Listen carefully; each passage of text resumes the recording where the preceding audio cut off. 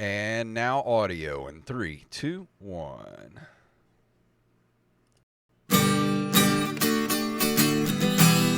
Just drop that ass, bitch. It's open micers in the house. Pop that pussy with that open micers logo in your mouth. Jason with his bald ass head.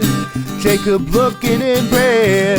It's open micers, bitch. Heard what I said. Drop that ass. Open micers in the house. Drop that ass, pop that pussy. Open micers in the house. Open micers in the house. Open micers is a mouse. Drop that ass, pop that pussy. Open micers in the house. The mic is now open. That's right. The mic is now open. Hide your cats, hide your dogs. They be eating everybody's pets up in here. My name is Jason Robbins. I'm Jacob Craig, and we're joined by a special guest on a special Thursday record day, postponed because of Hurricane Francine. What a fucking cut she was, am I right? Yeah. But we are joined by a very special guest this evening because he is a pillar of the New Orleans comedy scene. We met this guy when we did the Stone versus Drunk versus Sober showcase over in Baton Rouge. And he is so fucking funny that he was able to carry Jason to a victory for their team. Because everyone knows how bad at comedy Jason Robbins is.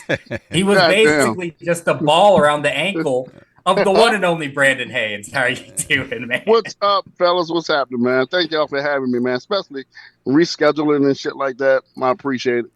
Yeah, we were talking about having to live down here and the amount of spam that Jacob bought for the hurricane. Not so much spam, bro. Jacob was in Walmart fighting white folks over spam and shit. It's crazy. It's crazy.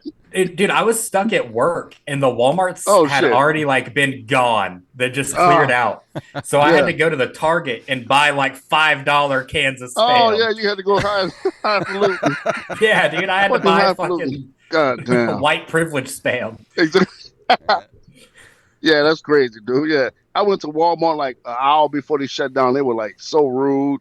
I was asking for shit because I know they were pissed off. The people that were like, "Hey, where's the water?" They're like, "Fuck, get the fuck out of here!" And they kept announcing, "We got 10 minutes, we got 5 minutes." I was like, "Damn!" And they were really trying to get home and do nothing. I guess I don't know. You're like, "Where's the water at?" They're like, "Go grab a bucket." Exactly.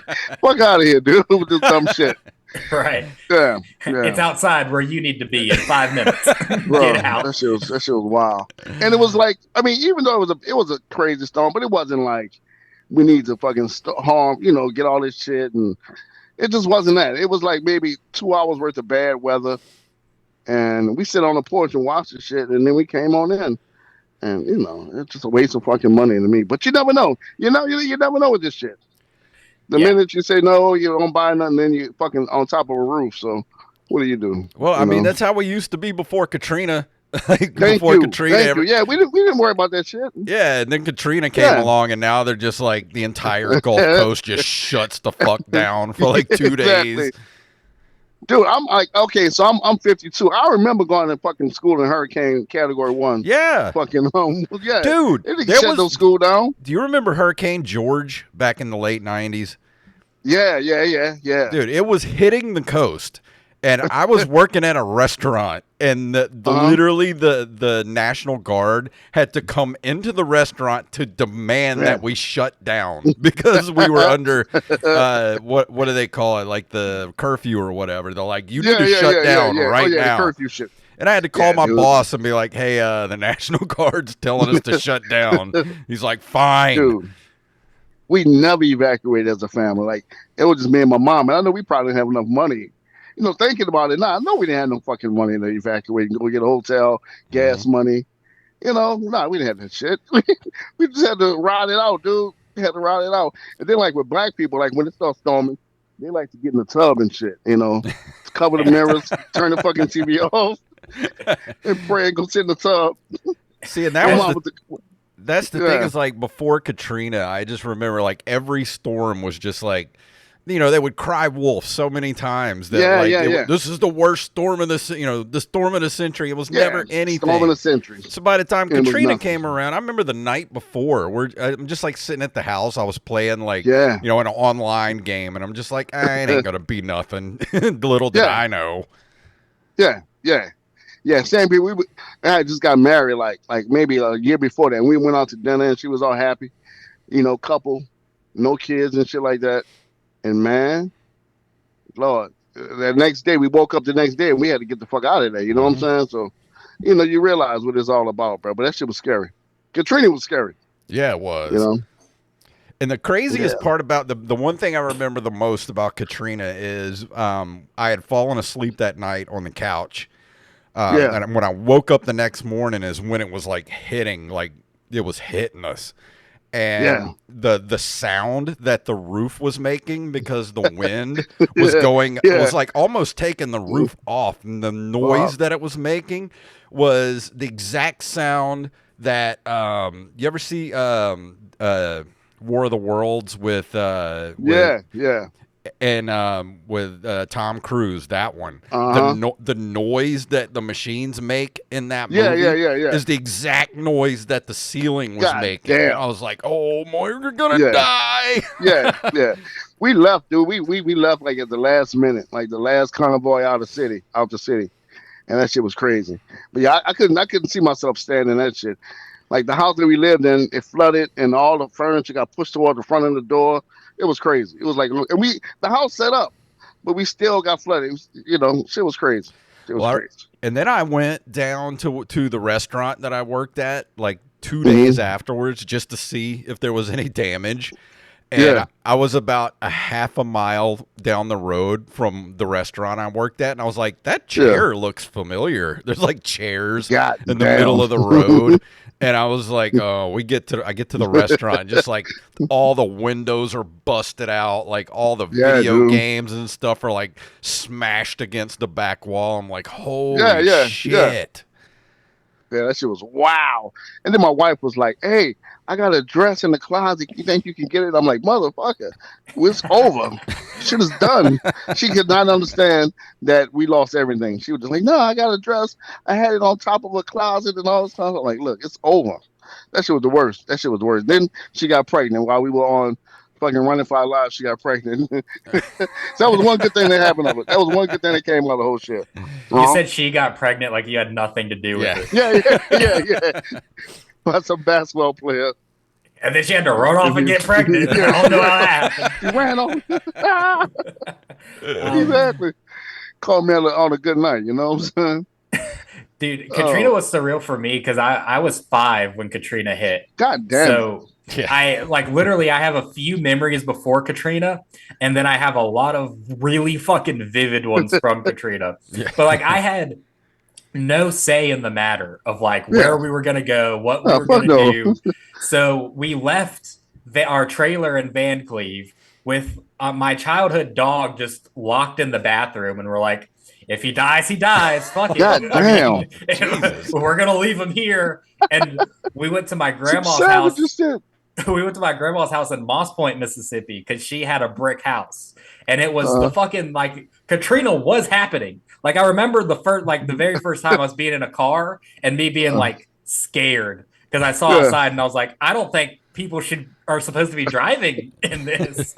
At 5 years old. At 5 years old, dude. And we make it to my grandma's house and we actually drove to a worse situation. Because we came back to Van Cleve and the trailer was completely untouched. There were some trees down or whatever. Let the dog out of the fucking bathroom. He was pissed. You're like, you dirty bitches.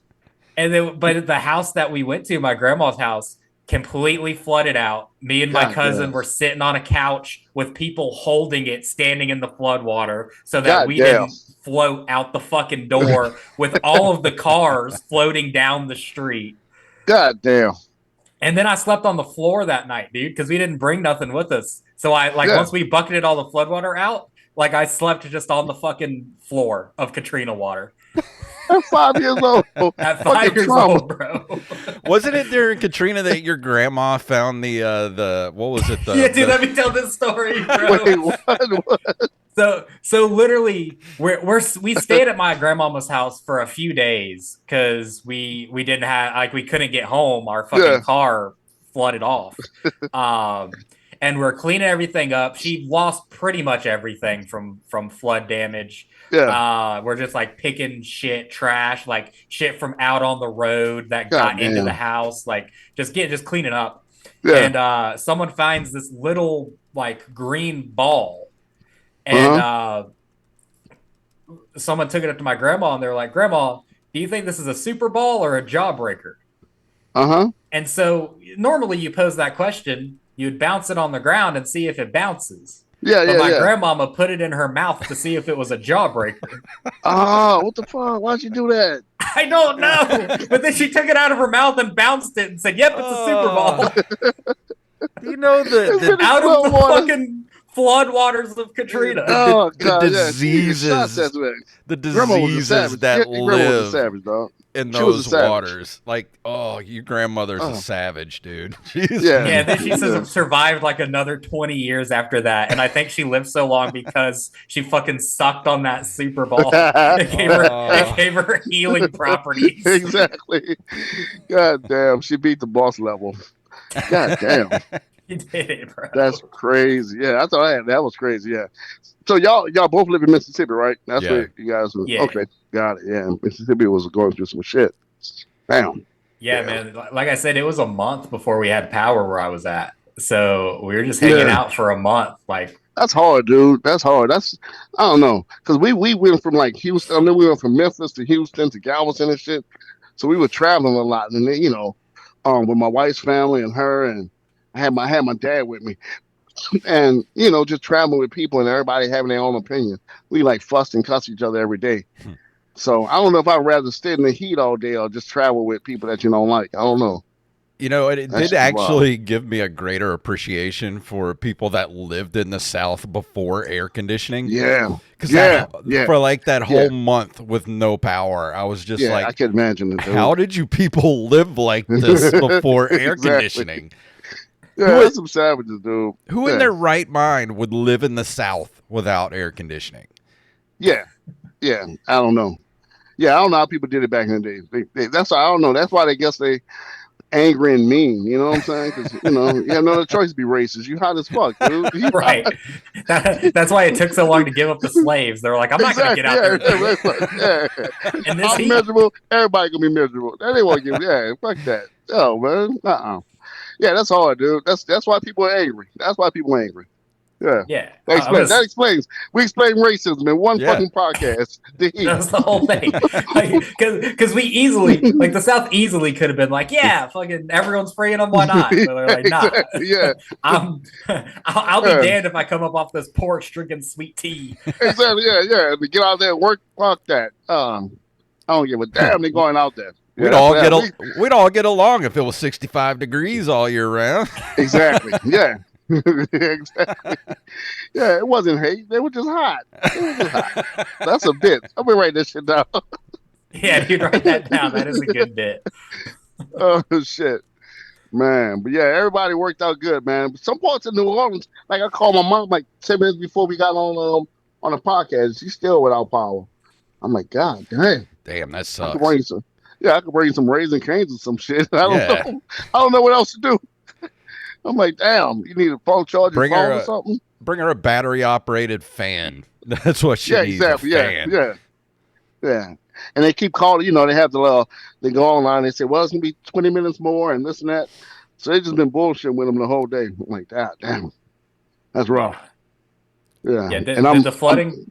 Did the flooding go down there at all for y'all? Because I saw that guy that like almost died because he was just driving somewhere. That crazy motherfucker. He drove around the police barricade and went into like the little train trestle, the little underpass of a bridge, and he started floating shit. And this guy, just this hero, jumped in the water, and the police were sitting on the sidelines like, fuck that, he on his own. But this guy just hopped in over there and broke the window and pulled him out of his truck, because the truck was going down, and he was about to die, dude. So either he was trying to get rid of the truck or trying to kill himself. Either, I don't know. It was one of those. He wasn't just hanging out. Yeah, he wasn't just hanging out. I'm not. There's some certain situations I'm not gonna be a good Samaritan and try to help. Like, I'm not jumping in floodwaters in New Orleans. That's just not happening. Yeah, I'm not doing it, dude. No. No, you save that guy's life. That gives him another chance to reproduce. Exactly. We don't need any more of him running around. And he got out the car. If you watch the video, he got out the car looking so disoriented and like, it looked like he tried to go back in the truck to get something. I'm like, this dude is wild, man. He's like, I love my smokes. Yeah, I love my smokes. Yeah. I just bought a bag of weed. God damn. Then he got out the car with the weirdest outfit on. He had some shorts with a trench coat on. Looked like he was going to do some weird shit. And Sound like the way you dress, Jacob. Yeah. Why you got a trench coat on, dude? Your fucking shorts, basketball shorts. Who wears a trench coat in the middle of summer? Yeah, with a baseball cap with shorts and a t-shirt. Yo, where you going, man? Where the fuck you going? Yeah. Then you drive around the barricade. You was up to no good, dog. Yeah, right. They saved him and they left the dead body he was trying to hide in the backseat. Yeah, exactly. And so they had something on the news today. We're talking about should the police give him a ticket? I'm like, give his ass a mental evaluation or something. Yeah. Because something is not right with this fucking guy, dude. Yeah. But last night, that was the highlight of last night. We watched that shit. We were dying laughing, dude. Motherfucker was weird. Yeah. That's some weird shit. New Orleans is always somebody weird doing some weird shit down here, dude. Yeah, I was gonna say you don't need a hurricane for that. You can just see weird shit all the time. Yeah. Exactly. Yeah, you don't need a hurricane for that at all. No, New Orleans is the Florida of Louisiana. Really is. There's always crazy shit popping off. There's always some wild shit popping off. Last month, a dude cut his mom's arm off, chainsaw. It's crazy. What? Motherfuckers is crazy. Yeah. I'm gonna see if I see the article. I'll send it to you. Guy, I don't know. He just lost it. And he fucking cut his mom's arm off with a chainsaw. I mean, did she get bit by a zombie, and the only way to save her was to cut the arm? No, yeah, that's Evil Dead shit right there. Like, how did all the arguments start? I would love to hear how that argument started. How did it escalate to that? How? Yeah. What the fuck happened? I guarantee it's the dumbest shit it could have possibly been about. Yeah. Remote control batteries or some shit. Yeah, right. We'll take the fucking batteries out. Yeah, like I'm not saying that any argument should escalate to cutting someone's arm off with a chainsaw, but I know for a fact that argument did not. It was not about anything important at all. Exactly. That's some bullshit, man. Is there anything you could be arguing about that would be worth cutting someone's arm off with a chainsaw? I know, yeah. What would be the argument? What would be the thing that would be like, oh, yeah, okay, I get it now. I got to get the chainsaw. I'm going to get the chainsaw, bitch. I'll be right back. Yeah. You stay here. Yeah. I don't know. No, I got nothing, honestly. Like I got nothing. Not the Saints winning Super Bowl. I know. I don't know. Man, fuck the Saints. Okay, hold up, bitch. I don't know, dude. That would be a hell of a thing, man. But yeah, that happened last month.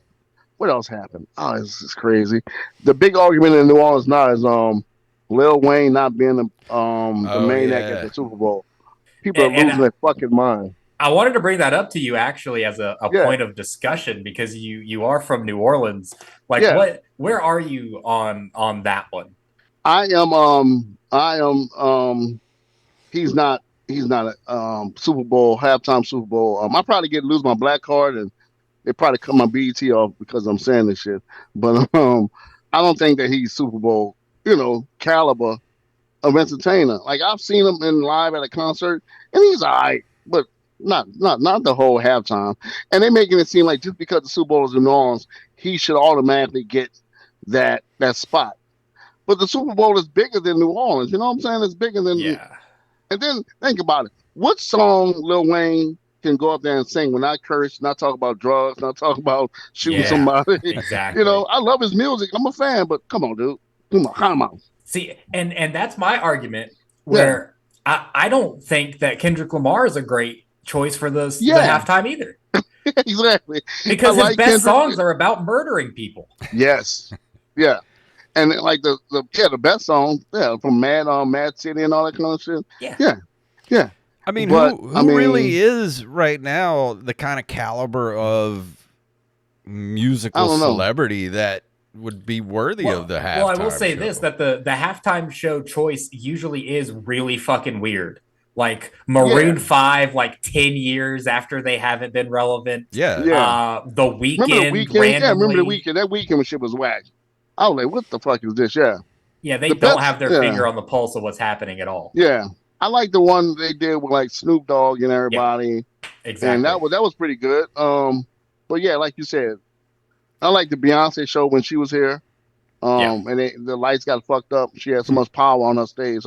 Her show it short circuited the Superdome. The Superdome was old as fuck, so it was just so much power coming through that it short circuited the lights went off in the Superdome. Yeah. And I worked for the city of New Orleans, right? So I was doing IT I was doing IT for the city, and so we were up in the EOC and we thought it was a terrorist attack. Oh my god! Like, holy shit, the terrorists, the Taliban, and we were like panic. People were panicking for like 10 minutes, and then they were like, they got on the radio and said, no, it was just a fucking power outage. Everybody stand up. I mean, that Superdome is what, like 50 years old now? It's got like it's old. It's got like one fucking like extension cord out the back of it. Exactly. Yeah, exactly. They fucking got a fucking hamster wheel with a power generator. That Smoothie King Center though is awesome though. I've seen a bunch of stuff it's nice. there. Yeah, it's really nice. Yeah, that Smoothie King is nice. But we get a good basketball team to throw up in there. Yeah, we'll be all right. But yeah, I don't know that Super Bowl shit. The people losing their minds or people cussing each other out, calling each other all kind of names and shit. I'm like, damn. Yeah, people are mad about that shit, man. I'm just people. It's just the Super Bowl halftime show. I mean, exactly. And nobody in New Orleans has enough money to go buy a ticket anyway. So exactly. You're not gonna go. Nobody in New Orleans is gonna be there. So exactly. Not Lil Wayne mama not gonna be there. Shut the fuck up. Even the cheap tickets are like what? $5 grand? It's crazy. Stupid. It's crazy. Yeah. Yeah, I don't care if my son was playing. I would not go to that shit, dude. I'm sorry. If you're not giving me a free ticket, fuck that. It's crazy.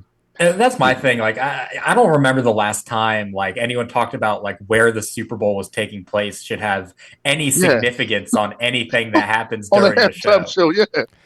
But New Orleans, man, we just entitled. Well, they were saying yesterday, the people that kind of run, I guess, the Super Bowl stuff said it's like it's up to a committee to pick who they want to do it, and then it's up to the city itself. And I'm like, well, what are they like? Did you guys get like a multiple choice like text or something from the city? Yeah, submit your bid.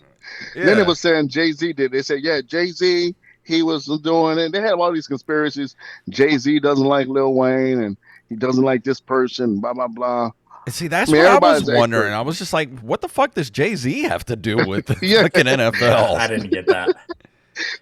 They just hate him. They just say, Jay-Z, he fucking hates New Orleans, and he fucking doesn't like Lil Wayne and Baby, and just all kind of conspiracies, man. It's the biggest conspiracy. But everybody fuss about Lil Wayne, but nobody have flood insurance. We got a Category 2 hurricane coming, and ain't nobody saying, "Hey, I ain't got no flood insurance." But fuck it, we gonna fuss about Lil Wayne, dude. It's fucking insane. This is an insane place, dude. It's fucking crazy, man. But that was a hot thing on that was a hot thing on the internet, boy. Yeah, and I want to stay here for just a minute because I mean, my personal opinion on it is that like. You know, we saw the halftime show with Snoop and Eminem and all of them. That was fantastic. That was the only halftime show I can really remember where I'm like, this is a great, halftime show. When it comes to rap artists, I feel like no one's discography is deep enough to be able to do it alone. No, I don't think so. Kendrick can't do it alone. I think LL Cool J could do it. I think he's got a deep enough catalog. LL Cool J in his one fucking song can get up there and do it for 30 minutes, dude? What are you talking about? He went way back. God damn, he could have. I thought he was saying Jay-Z or somebody. He went back to LL. I love LL. Dude, he's got that new song out now called with Sweetie. I'm done. Dude, I'm fucking done. That song's awesome. Yeah, he's got a new album coming out. What is it called? I Need Some Money? What is it called? Oh, Cash man. Grab? Yeah, What's his keep new him song on called? CSI. What is he on CSI? Keep him on CSI. Yeah, they keep him on could get fucking Ice-T. NCIS Los They could get Angeles. Ice-T to come in. He could do his rap, I'm and they logging- could bring Body I'm Count. logging the fuck off. I'm logging off, man. Not Ice-T and LL Cool J, dude.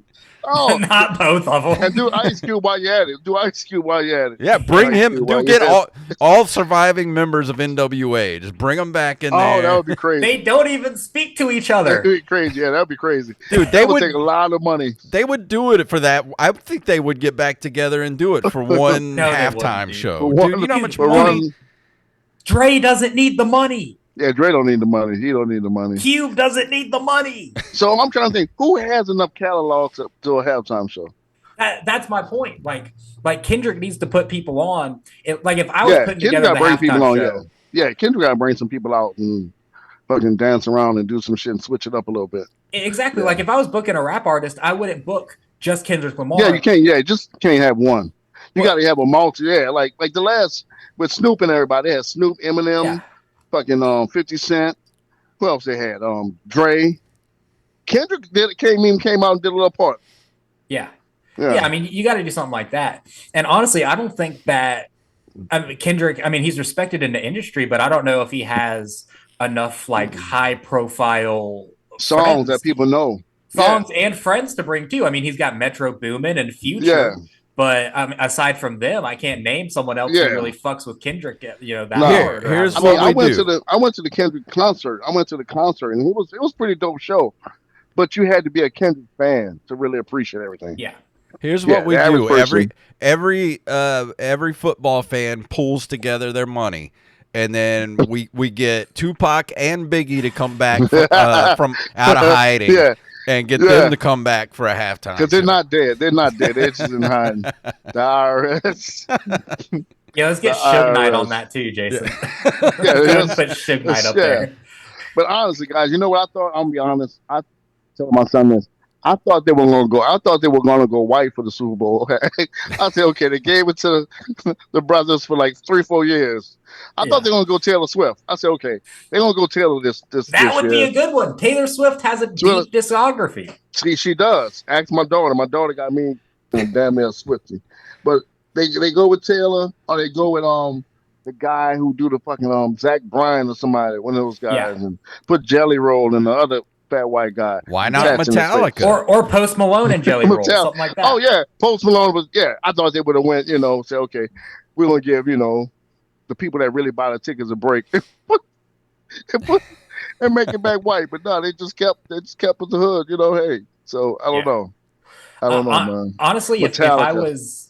I was like curating my own personal halftime show and it had to be a rap artist, I Yeah. wouldn't go Kendrick. I would go Drake. Because I think Drake has a deeper discography where he doesn't have to talk about murder, drugs, or anything like that. Yeah, now see, he would have been perfect. He would have been perfect. That's what let you know it's politics. Because Drake would have been perfect. And Drake would be able to bring on J. Cole. Drake could bring on Lil Wayne and all these other people as well. I like the way you thinking. I like Rick the way you Ross. thinking. I mean, he could bring on everybody. He could bring in everybody, but they say he's a pedophile. So, according to Kendrick Lamar, Who cares, dude? Everyone is. Kendrick Lamar's a fucking pedophile too, dude. They all are. Well, by that metric, why don't we just get we could get Diddy in there too? Bring him in. Get Diddy. Why not? Oh shit, get Diddy while we at it, man. Yeah, get Diddy, get everybody. Get everybody come on in, man. The Look, P, I will the say P though, stands like, for pedophile. Pedophile Diddy. But that was foul what Kendrick Lamar did. Like he just made the man call him a pedophile. Had no evidence, no fucking nothing. Just he's a pedophile. And made a song about it. I would have sued the shit out of him. Yeah, I would definitely have seen Dude, it wouldn't even have to be a dude. They could just get Doja Cat in there, dude. She could do a badass halftime show. Oh yeah, we'll watch that shit. Yeah, dudes will watch it. Yeah, I'd watch that, brother. yeah, we'll watch the shit out of that. Yeah, that shit wild. Fucking wild. I do think if Kendrick wants to like have like a big pop, he has every opportunity to bring out Juvenile during the fucking halftime show. Yeah, he does. Yeah, he does. Yep. Yeah, he does. But then anyone would. Like, I mean, you think about, like, money's not an issue. Like, if you're like, yeah, I'll do the halftime show and I want to bring Wayne and Juvenile and I want to do Back That Ass Up. Yeah, you can do that. Yeah, you can do that in a little segment. People are losing, and it'll be a nice little vibe. But yeah, and then go back to the other music. Yeah, who goes back to the Cali? I'm gonna kill everybody type shit. I don't know. Right. Talking about fucking Saturn or some shit. Kendrick music's weird, dude. Yeah, he can go weird. Talking about being like vibes from other planets. Like, shut the fuck up, dude. Shut the fuck up.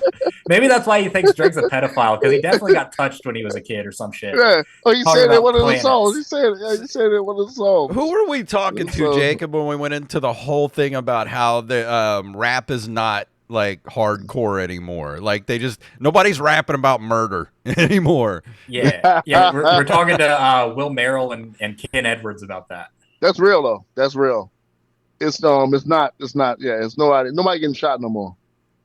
I tease my son about that. He listened to these guys, Jay Sid and all these fucking Cordae and all these people, and I'm like, dude, these dudes never got shot. Fuck that. I need somebody that got shot so dope. Went through some shit, you know what I'm saying? But yeah, nobody getting shot no more, man. Nobody getting shot no more. Yeah, no, the most recent one was the member of the Migos that got shot. I think it was Takeoff. Yeah, Takeoff. Yeah. He took off. He took off for real. Gone, bro. He got the fuck up out of here. And the Migos, they never been the same. It just they ain't did shit. So he must have been a backbone in that group, because they ain't did shit. They ain't done shit. Well, even before that, even before he died, they were kind of doing their own thing, Yeah. Like, because I think it's when which one was it? Quavo married Cardi B. Yeah. I think when that happened, they kind of all like went their own separate ways. But money, man, when they start making that type of money, dude, you don't want to go in there and fucking start rapping about dope and all that shit no more. You just lose touch, I guess, Right. I don't know. Yeah. But then you can rap about money. Yeah. And I think the best person who ever did that was like Cent. Once he like got money, but he fell off. Like, nobody listened to new 50 Cent music, and he comes out with new music. Nobody listened to the shit. We like the shit when he got shot. Like, many men trying to kill me and shit like that. Yeah. We like the old 50 Cent. We don't like the new 50 Cent. We don't like your new albums. Go get shot again. Yeah. Go get shot 9 times again. He had a certain passion. Yeah. Which I will say, like, I think that's why rap is like, I don't want to say it's in like a dip right now or anything, because I mean there is exciting stuff happening, but like those old guys, they're not getting shot or nothing like that anymore. The new kids in rap take the shit. They're either fronting or they take the shit way too fucking seriously. Yeah. And just start murdering everybody. Yeah, exactly. Have RICO cases against them. Yeah. Like the guy, Slim? What's the guy in Atlanta? Young Thug. Young Thug. Yeah, he was really getting people shot and killed and fucking shooting up his enemies and shit. Yeah, he was on some gangster shit. And he was on some. Then he would go back and rap about it. That was the craziest shit to me. Yeah, he was on some wild. That's shit. the guy that's like under the Peel sketch. That's the guy that has the RICO case against him now, isn't it? Young Thug. Yeah, he has a RICO case against him. Yeah, it reminds me of that Key and Peele sketch where they're like interviewing the gangster and they're like, "Hey, did you kill da da da on this date?" He's like, "No, I didn't do it." And they play the rap song in the interrogation where he's like, "I killed da da da on 9/15." Exactly. Yeah. So he gonna have a hell of a time disproving that he didn't do all that shit. You know what I'm saying? Right. He rapped about it. Yeah. It's crazy. But yeah, I think we don't like. I don't think we like our rappers when they get too successful. Like when they on the streets and thugging, we're like, yeah, we love you. Yeah. And then they get too successful. We're like, wait, bitch, you selling out. Yeah. Calm down. We want the real. So yeah, I don't know. I mean, it is struggle music. Like it's you can't rap if you've never struggled. It's struggle music. Yeah, like we loved Will Smith for a minute, and then we were like, nah, get the fuck out of here. You know what I'm saying? Even he came up with a little song, and it was like, nah, we're not feeling it. Yeah, but it's kind of the same with comedy though too. Like whenever you have like favorite comedians, and then they start getting rich, and then they're not funny anymore. Yeah, that's true. Yeah, once they start, like everybody was like, "Oh, Matt Rife," and then he started making money. Like, "Oh, he's not funny. Fuck Matt Rife." Exactly. Yeah, I hate crowd work. Like, damn, you were just loving him 2 months ago. And so I don't know. This shit is weird. This shit is weird. I guess success. I wish I was success, man. I wish I was rich and not funny instead of poor and not funny. Exactly. Yeah. It was like Joe Rogan fucking special sucks. I'll take his check any day. I don't think Joe Rogan is like losing sleep thinking about people don't think I'm funny or this. Brandon don't think I'm funny. Dude, how much did they give him for the podcast? Like $54 million, dude. He goes to sleep. It was 100 something. Yeah, it's in the hundreds of millions. Yeah, it's $100 million. Yeah. Not only is it in the hundreds of millions for the Spotify deal, but he's back on YouTube now too. So now he's making all of the YouTube money back as well. Mm-hmm. So he's making millions and millions of dollars. Yeah. He's going to sleep just fine every night. Yeah. The club is sold out every night. Yeah, and his club is doing fantastic. I mean, they got lines around the corner. I was in Austin like in July, and on a Saturday night, there's a line around the corner just to buy, just to get a ticket. The open mic night, so you got to pay just to watch the open mic nights.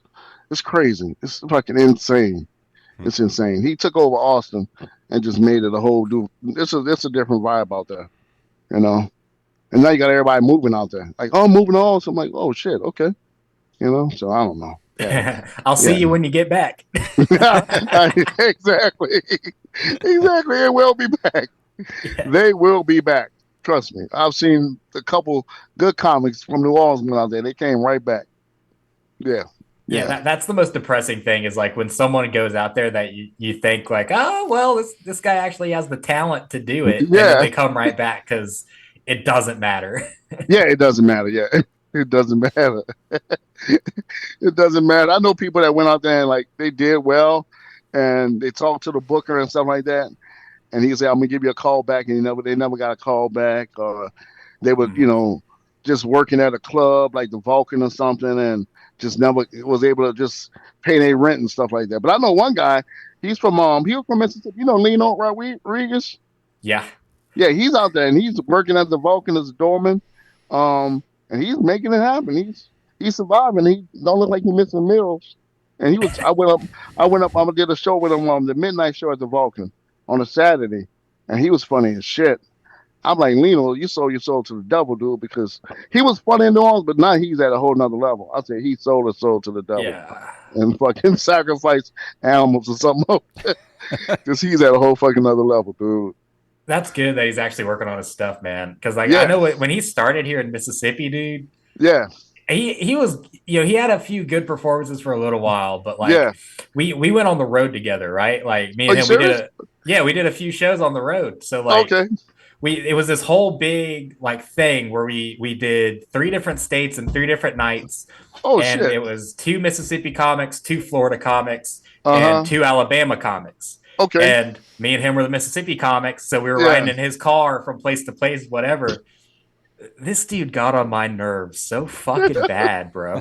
He got on my nerves so fucking bad. I can see that.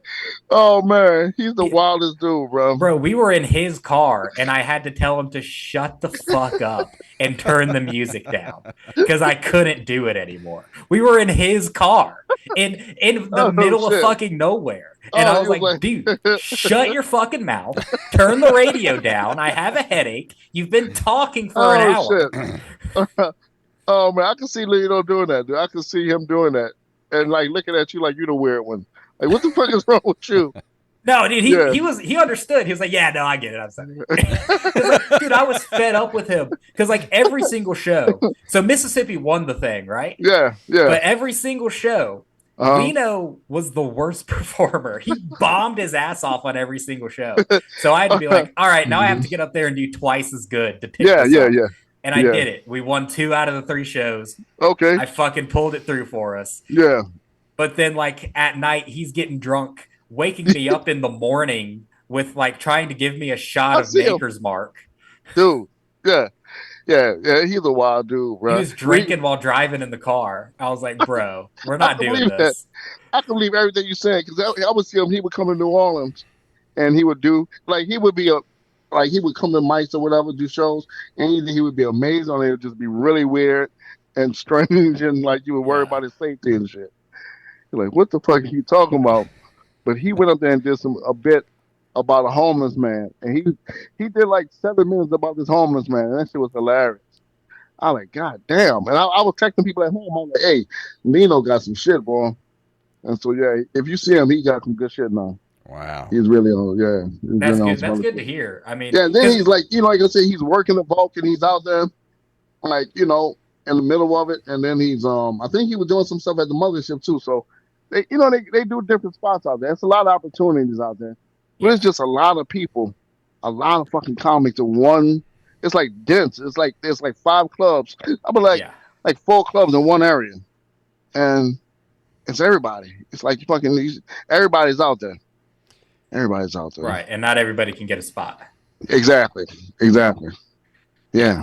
Yeah. The one a positive thing I'll say about Lino, because I've noticed lately I've been kind of ripping into comics a lot on this fucking podcast. So a positive thing I'll say about Lino is that he does have something that you can't teach or fake, which is energy. Like he has a genuine energy. Yeah. And people love that goofiness, and he's huge. So you got this. He's like fucking 6'3", and he's leaning over, looking crazy and shit, and people just dying. They're fucking dying.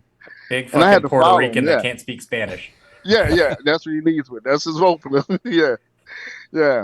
And man, that shit was fun. I like art. I'm going back and in October and doing a couple of spots and shit, and just try to network. You know how it is. Yeah, that's awesome, man. Yeah. Well, I will say I do want to turn the conversation to you, Brandon, because I mean we've been bullshitting for a little while here. Let's turn it on you. You are extremely fucking hilarious. The first time me or Jason saw you was that show we were on together. Okay. And I've heard of you before. Never met you any of the times I've been in New Orleans, and it's one of those things like. You kind of know like who the regional people are, like you hear their names or whatever, and then you finally get a chance to see them, and you're like, God damn, like people were bullshitting. So I want to get into like how long have you been doing comedy and man, start in New Orleans? Yeah, well, so long story short, I started like in November 2021, right after like Katrina and shit started opening back up. And this is the backstory of it.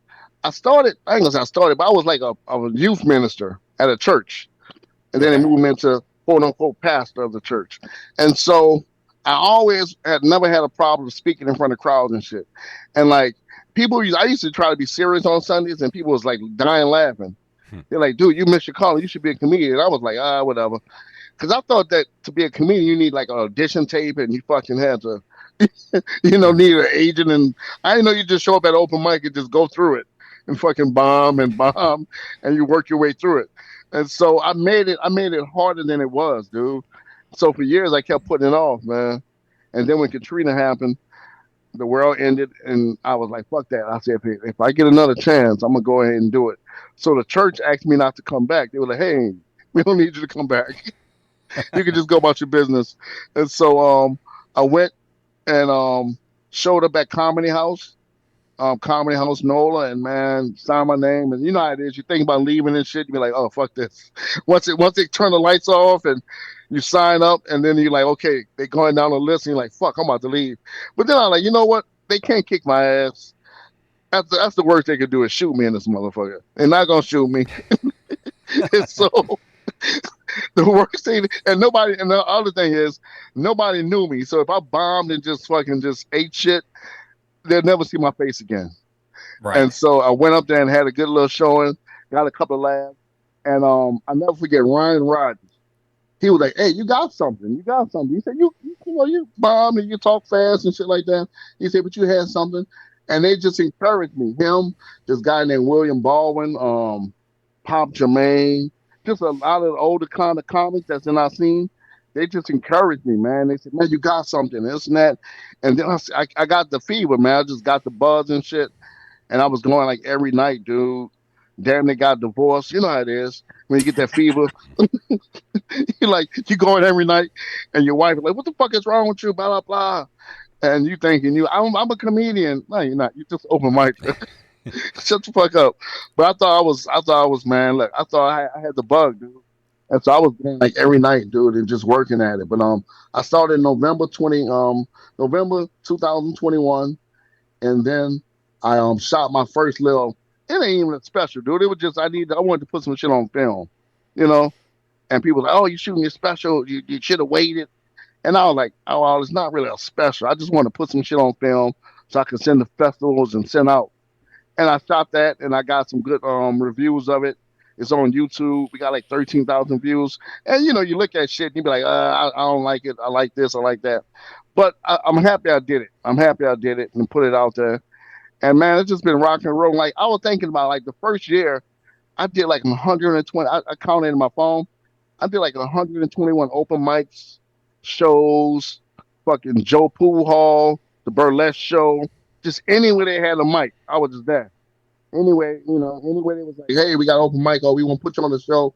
We give it $10." I was fucking there. Yeah. And just had to grind through it. You know what I'm saying?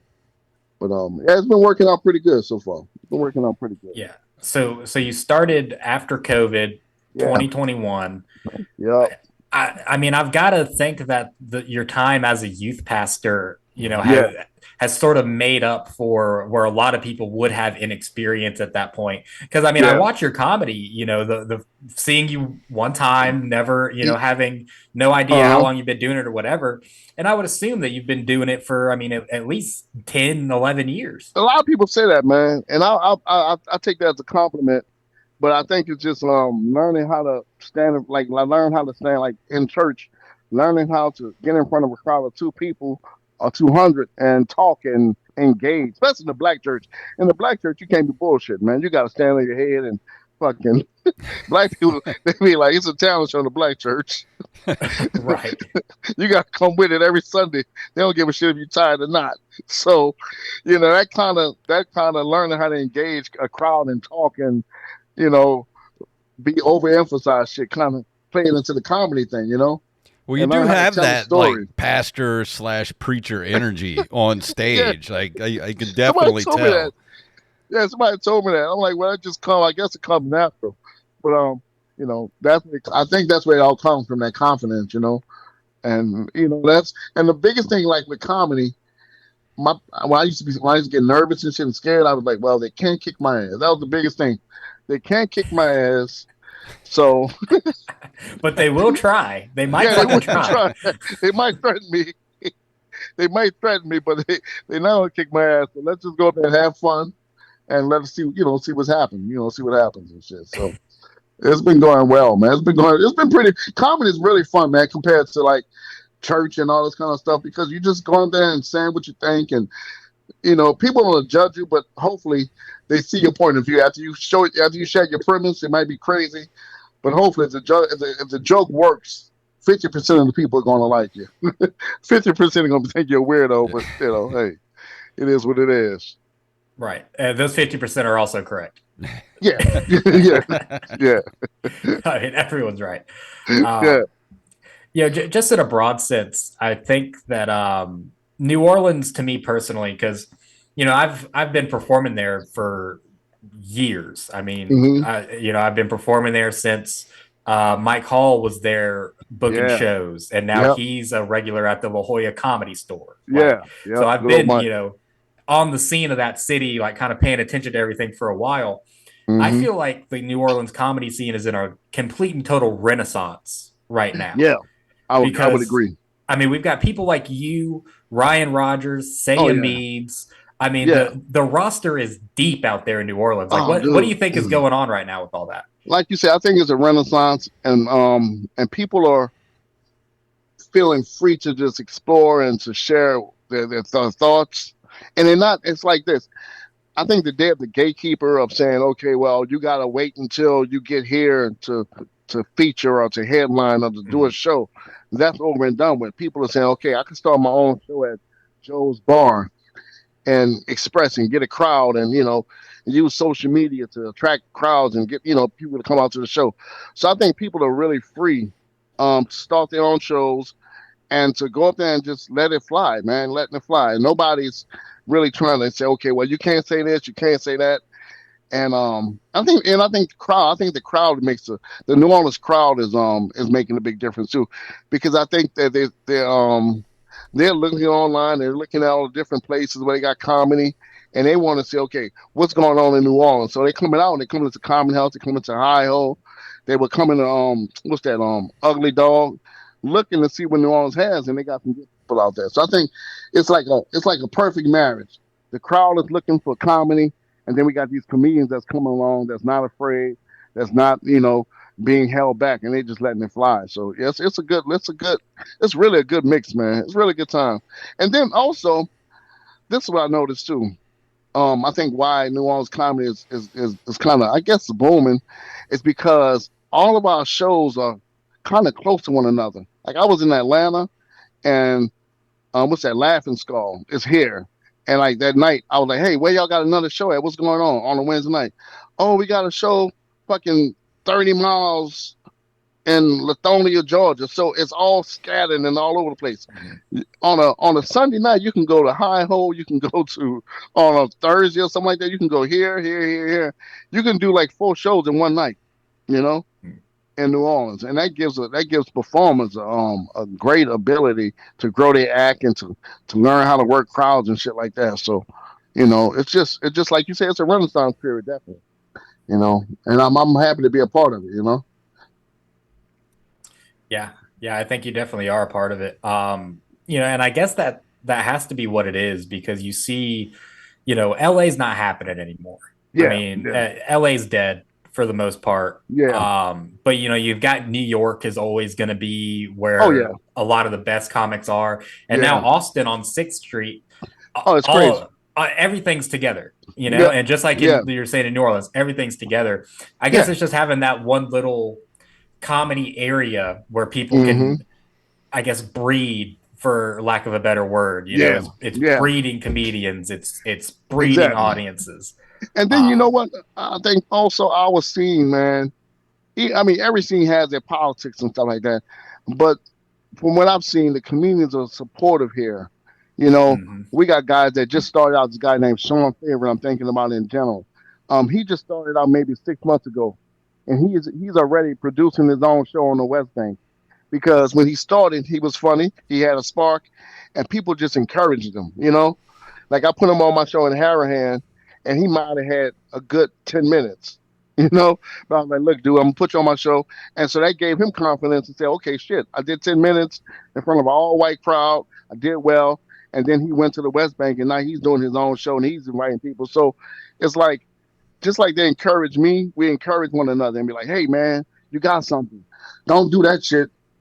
Stand your ass up." Like we had a big discussion in the scene about comics who sit down, and they just started out. They're like, you should be sitting down and that type of thing, and stand your ass up.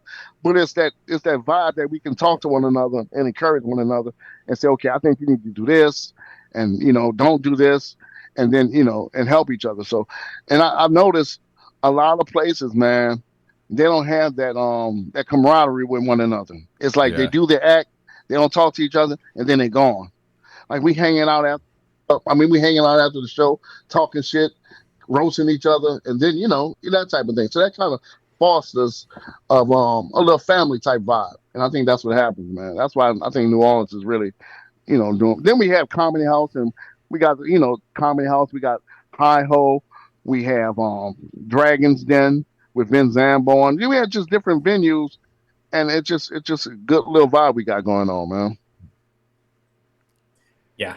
Yeah, it's definitely a good vibe for sure. And the comics there are extremely supportive. I mean, that's what's got me going over there at first, because I had featured for Mike Hall in Mississippi, and then he immediately was just like, "Oh yeah, come do my show." And then from there you meet people like AJ Bell or so many comics that have moved on to like LA or New York or bigger scenes as well. Exactly. And I think too that's making room for a lot of new talent, because it's not top heavy in New Orleans, because the people that have gotten to the top They're gone. They're going and doing bigger clubs exactly. and everything. Yeah. Like Adam, not Adam Crochet, but the guy who does, he's the opener for Matt Rife. What's the fucking dude name? Matt Owens. No, not Matt. This young guy. I can't think of his name. I think I know who you're talking about. Yeah. Long hair. Yeah. I can't think of his fucking name. But anyway, he was doing shows, and he was when I first did my first show, he was on it, and he was like hosting. And now, like 2 years later, he's fucking the opener for Matt Rife. So you see that it can happen. It can happen that you can go from one place to another place. So shit like that is encouraging, dude. It's really encouraging, bro. Well, we got to start wrapping this thing up. We're getting close to an hour. Are you serious? Goddamn. We're definitely. This is Jason's move. Jason will stay quiet for 20 minutes and then tell us that it's time to go. Well, we got to ask an undercover cop. Dude. We got to ask him the ultimate question, Jacob. Oh, you're right. Thank you for setting me up for that, Jason. We do have to ask you the ultimate open micers question. We've asked this question to legends in the comedy game: Steve Burns, Sam Talent, Sean Patton. Oh shit! So many great legends have been asked this question on this very program, and now it's your turn, Brandon Haynes. I want to know, when was the last time that you, as an adult man, shit your pants? Man, holy shit! God damn! I pissed on myself recently, but I ain't shit my pants. All right. Tell me about the time you pissed yourself. I would love to hear about that. Yeah. I was in the car with my kids. We went out for lunch. And you know how it is. I'm 52. My bladder is just fucking shot. And so I was drinking iced tea, and we were in a rush. And I normally have a thing where I stop and piss no matter where I leave. Whenever I leave somewhere, I stop and piss. But I didn't do it. Got in the car, and they had traffic. And I'm like, holy shit, I got to piss. and so I'm in the car, and so we got off the interstate. I went to CVS. Surely CVS has a bathroom that's clean you can take a piss in. The bathroom was out of order. And I'm holding my dick. I'm talking to the lady. I'm literally pinching my dick. with a pair of shorts on, this lady was like, what's wrong? I said, I got to use the bathroom so bad, ma'am. She's like, well, we don't have a bathroom. It's for employees only. I'm like, ma'am, I give you money. Just let me fucking do it. She's like, no, I can't let you do it. And so from the time of the middle of CVS to the front door, I couldn't hold it no more. And I pissed myself in CVS.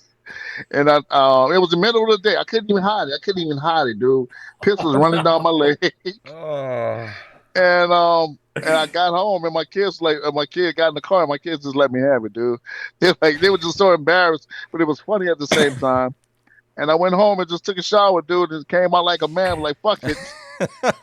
But yeah, to piss yourself in front of strangers, and the middle of CVS is like one point you gotta walk past the line, and I'm like, fucking just pissing, dude. And I know I put a puddle in the people's stuff, but I haven't shit my pants in I can't remember, dude. And I watched my 12 o'clock tonight. I remember. I'm like, oh shit. Last week in front of, but I don't remember shit my pants. Well, I remember pissing in the CVS, but I shit in the Walgreens. Vividly. I did shit my pants in a Walgreens one time. I did, for sure. So let me ask you a question. You knew you was about to shit? You knew you was about to shit, or it just you passed gas and it just came out? So I actually had food poisoning. I'm going through the whole podcast, huh? I actually had food poisoning at the time. And I was waiting in line to get my medicine that they prescribed to me for the food poisoning. And I just shit my pants in the middle of the line, went to the bathroom, threw my underwear away, got my medicine. Shit. Oh, God. Damn. Yeah. Oh, God. Yeah. But this is a story. Why have I not heard this story yet? Dude, I shit myself so many times when I had food poisoning. It was crazy. Dude, what are you eating? Where you eating at, bro? You eating at them Indian restaurants with people with his food, his feet and shit? I used to do this as a bit. I don't know. We need to go tonight. I'm gonna tell the story on the next host episode of because I thought I've said this on here before, but maybe I haven't. But yeah, I used to do that as a bit. Like, long story short, it was a frozen pizza. God damn. That gave me food poisoning, and I had every opportunity to not eat it. And I just did anyways. Decided, just went head on into it. Just fucking pay for it. Oh, God. What am I, a pussy? I made the right choice. You turned down no pizza. Nah, dude. I paid for that pizza. That was my pizza. But the walk of shame you must have walking through the store as a grown man with piss in your pants. Yeah, it's a big ass stain with some brown shorts, and it was everywhere, dude. But I had to piss, but you know what the embarrassing part of squeezing my dick and explaining to this lady that I needed to piss and I couldn't hold it, and she was like, "No," and I'm like, "You dirty bitch!" But I would have gone back and shown her. Yeah, exactly. I would have gone right back to her and said, "Look what you made me do." And now I hope that you're the one that has to mop it up. Oh man! And she was just like, "No, sir, we can't let you." I'm like, "God damn, that's some cold shit." And she was black too. I'm like, "Come on, sister, you could have let me piss," but she's like, "Nah." Nah. She's like, grab a bucket. Exactly. That's just. That should have been your next question. Y'all got a mop bucket?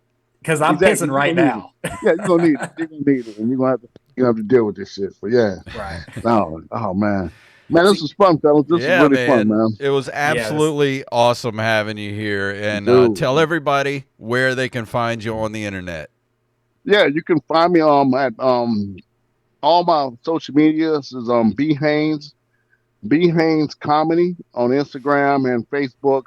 On Facebook, Brandon Haynes. And also you can check out my website, BrandonHaynesComedy.com. Let me make sure the shit is still up because I didn't pay my fees in a while. Yeah, I checked it. I'm gonna put all those links in the show notes. Brandon Haynes Comedy. Yeah, BrandonHaynesComedy.com. And man, I got a couple of videos on there and just been having a good time, man. Thank y'all for having me, bro.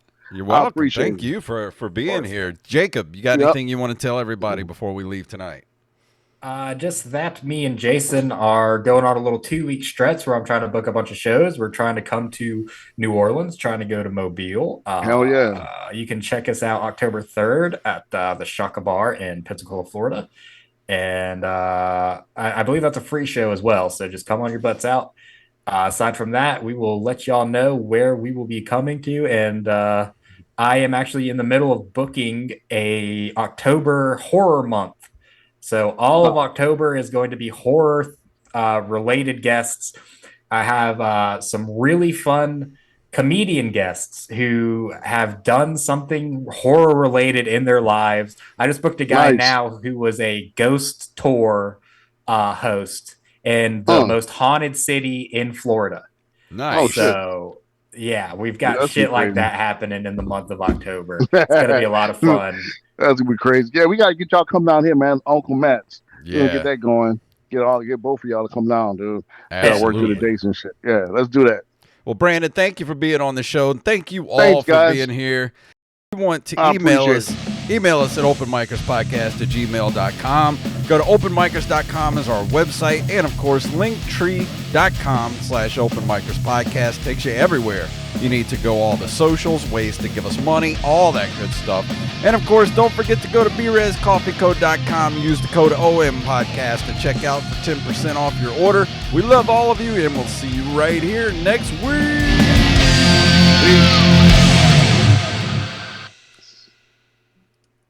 Fixing to shit my pants like this is a Walgreens. Hey, man, thank y'all again, man. That's fun. And thank you all for watching on YouTube. We'll see you next week.